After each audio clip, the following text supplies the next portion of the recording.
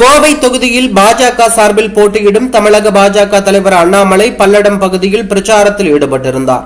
அப்போது விசைத்தறி தொழிலாளர்கள் சந்திக்கும் பிரச்சனைகள் குறித்து அதிரடியாக பேசி வந்தார். இதை கேட்டு கூட்டத்தில் இருந்த ஒரு நபர் பாஜக ஆட்சியில்தான் விசைத்தறி தொழிலாளர்கள் பெரிதும் பாதிக்கப்பட்டதாக தெரிவித்தார். இதனால் கோபமடைந்த பாஜக தொண்டர்கள் அந்த நபரை கண்மூடித்தனமாக தாக்கியது அரசியல் வட்டாரத்தில் பெரும் பரபரப்பையும் அதிர்வலையும் ஏற்படுத்தியது. இந்த சம்பவத்தால் அந்த பகுதியில் சிறிது நேரம் பரபரப்பான சூழ்நிலை நிலவியது. இதற்கிடையே இந்த சம்பவம் தொடர்பாக காவல்துறையினர் வழக்கு பதிவு செய்து விசாரணை மேற்கொண்டு வருவது அரசியல் வட்டாரத்தில் பெரும் அதிர்ச்சியையும் பரபரப்பையும் ஏற்படுத்தி உள்ளது.